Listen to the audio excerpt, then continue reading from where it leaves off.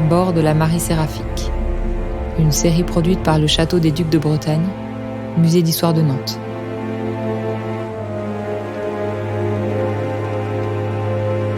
Épisode 7, Marianne Séraphique Gruel, femme de l'armateur.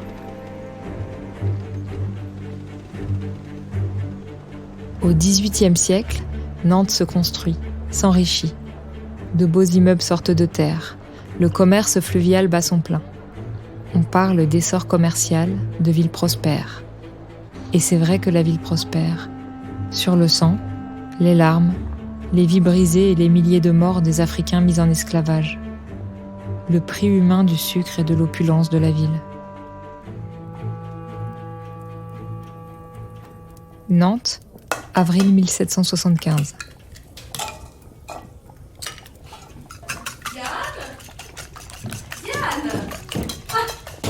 Diane, vous voilà. Tout cela sent divinement bon. Mais par pitié, ne salez pas autant l'omelette. La fois dernière, j'ai passé ma nuit à boire de l'eau. C'était un enfer. Après le déjeuner, il vous faudra préparer le bureau de monsieur. Je vais devoir y travailler une partie de l'après-midi. Vous me préparerez aussi une tasse de chocolat bien chaud, voulez-vous? Avec 2 morceaux de sucre. Oui, madame.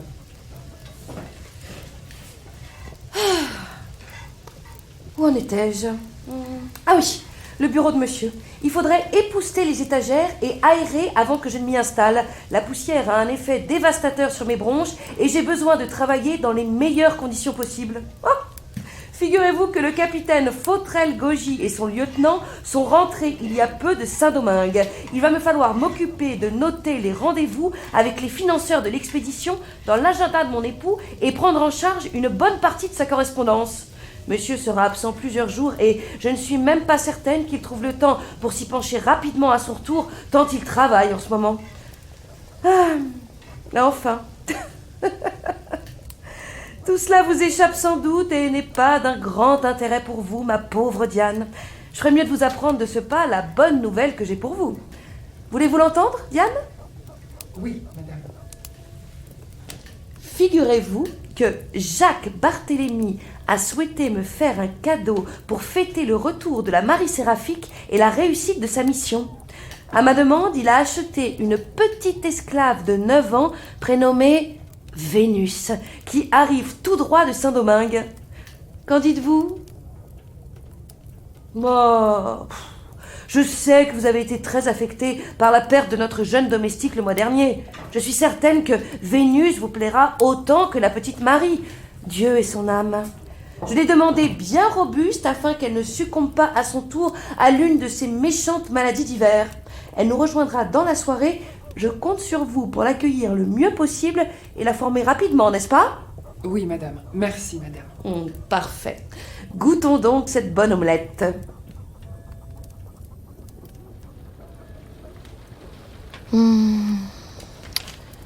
Voyons voir. 200 000 livres. Voici le coût de l'armement et de la mise hors du navire. Eh bien, c'est une belle somme, égale à notre campagne précédente. Mon cher mari n'a pas lésiné sur la mise de départ. Je reconnais bien là son sérieux. Quant aux frais d'assurance du navire, ils sont notés... Ah, ici. Bien. Voici la liste de messieurs les investisseurs. Banquier, propriétaire terrien ici, d'autres là. Ici, les négociants, très bien. Encore quelques banquiers ici. Bien. Reportons-les avec les autres. Voilà. Mais où est passée la liste des plus petits investisseurs? Les voilà. Tiens, j'ignorais que la veuve du général de Broc avait misé sur notre campagne. Et là, le chapelier de mon amie Elisabeth. Oh ça alors, comme c'est cocasse. Il faut absolument que j'invite Catherine pour lui raconter ça. Où en étais-je? Le tableau de vente. Ici, 378 esclaves achetés en Afrique pour 132 000 livres. Je déduis là les ports permis de M. Fautrel-Gogy. Et ici, les morts pendant la traversée, ce qui nous fait 358 esclaves vendus à Saint-Domingue pour 429 000 livres. Belle affaire. Monsieur Fautrel-Gogy s'est montré fort habile dans les négociations, aussi bien en Afrique qu'à Saint-Domingue. Indubitablement, Jacques Barthélemy a choisi l'un des meilleurs capitaines. Les résultats de cette nouvelle campagne le prouvent une fois encore. Et dans ce tiroir, quelques documents de la maison de vente Allard et Tardivi à côté des bons d'achat. Oh tiens, il y est fait mention de la durée du crédit. Ah, c'est une bonne initiative du capitaine. Oui. Bien sûr, tout cela n'est qu'un début. Il va nous falloir attendre la revente totale du sucre et du café pour calculer le bénéfice réel de toute cette opération. Et Jacques Barthélemy a encore plusieurs navires présentement mobilisés pour apporter toute la quantité des denrées achetées à Saint-Domingue. Ah, Dieu, que tout cela est complexe. Entre l'amortissement du navire, le paiement à crédit des colons, l'entrée progressive des gains, le coût variable des denrées. Ah, cette comptabilité est un vrai casse-tête. Oui? Votre châle, madame. Ah, merci Diane, vous êtes un ange. Préparez-moi une nouvelle tasse de chocolat, voulez-vous? Oui, madame.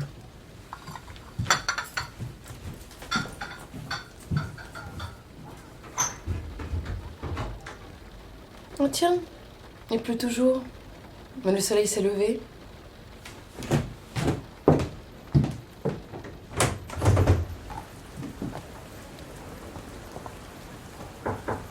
Oui? Ah, Diane, Votre chocolat, madame. venez voir par la fenêtre.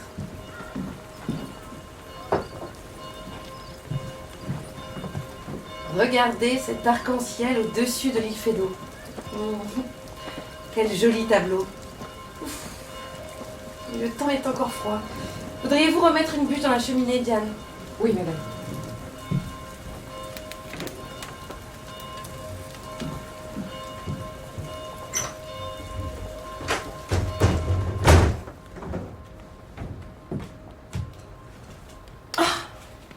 Il me faut à tout prix envoyer dans l'heure l'invitation à dîner pour monsieur le capitaine et son fidèle lieutenant l'ermite.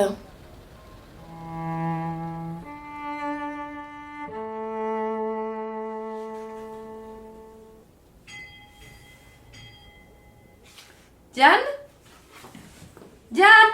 Veuillez ouvrir à nos invités. Oui, madame.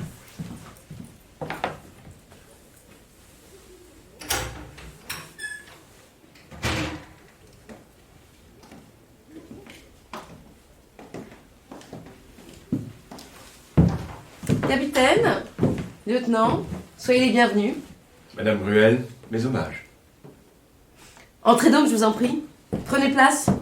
Diane va vous débarrasser de vos effets. Mon mari sera là d'ici une demi-heure. Je vous prie d'accepter nos excuses pour ce retard. Il a été retenu par le fils d'une de nos connaissances, un futur armateur qui désire connaître les rudiments du commerce avant de lancer sa première campagne. Asseyez-vous. Ah, la jeunesse. Mais trêve de jacasserie. Que désirez-vous boire, messieurs? Je sais, monsieur Gruel, amateur de bon rhum. Tout à fait, tout à fait. Nous avons bien évidemment les meilleures bouteilles de Saint-Domingue. Diane, un rhum pour le capitaine. Et pour vous, cher lieutenant? Veuillez me pardonner de délaisser pour cette fois les produits coloniaux au profit d'un bon cognac de nos régions. Mais certainement, certainement. Diane? Oui, madame. Alors, messieurs, dites-moi tout. Comment s'est passée cette traversée? Eh bien, hormis les quelques pertes habituelles dans l'équipage et la marchandise, je dois dire que tout s'est déroulé comme prévu. Ah. Nous n'avons pas eu à essuyer de grosses tempêtes et nous avons fort heureusement échappé aux terribles épidémies qui peuvent survenir dans l'équipage au cours des mois passés en Afrique. Ah mon Dieu, oui, les épidémies. Ah, c'est affreux, n'est-ce pas? Quant aux émeutes, nous avons su les éviter grâce à une vigilance de tous les instants. Je vous en félicite grandement. Mais je dois vous avouer que je ne suis pas mécontente de savoir que c'est l'une des dernières campagnes de mon mari. Les risques de voir tout notre investissement tomber à l'eau à chaque traversée sont tout de même élevés. Avec la plantation que je vous ai trouvée à Saint-Domingue à la demande de monsieur Gruel, vos investissements familiaux seront plus en sécurité. Ah, merci, capitaine, du soin que vous avez pris à accomplir cette dernière mission pour nous. Mon mari se fera un honneur ce soir de vous verser votre commission. Merci, madame. Ah, Mais au fait, Jacques Barthélemy s'est vu offrir récemment un excellent tabac des Amériques. Souhaitez-vous en goûter? Avec plaisir, madame. Vénus? Vénus, ma petite, accompagnez donc Diane chercher pour ces messieurs la boîte à tabac posée sur le bureau de monsieur. Oui, madame. N'est-elle pas charmante? Diane s'occupe actuellement de sa formation. La petite n'est pas encore totalement acclimatée à ce nouvel environnement. C'est bien normal. En tout cas, Jacques Barthélemy m'a fait là un bien joli cadeau. En effet. Eh bien, messieurs, levons nos verres. Je vous propose de trinquer en attendant mon mari qui ne devrait plus tarder. Aux affaires et à la santé. Aux affaires et à la santé.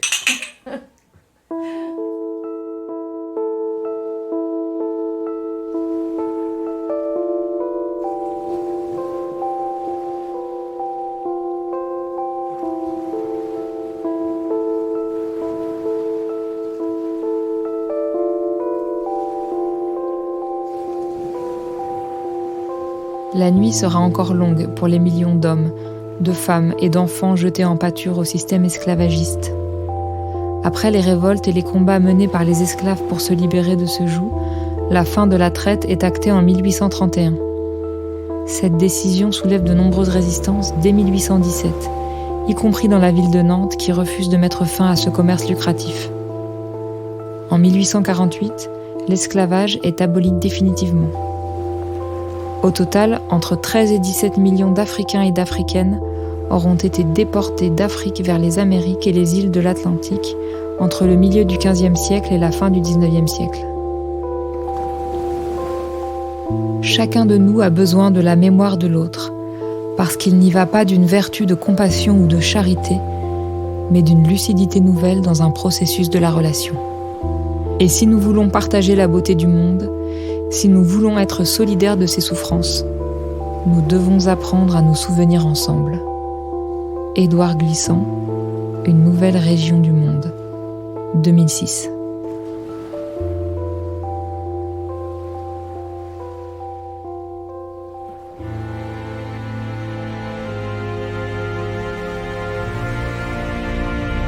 À bord de la Marie Séraphique. Un podcast produit par le Château des Ducs de Bretagne, Musée d'Histoire de Nantes.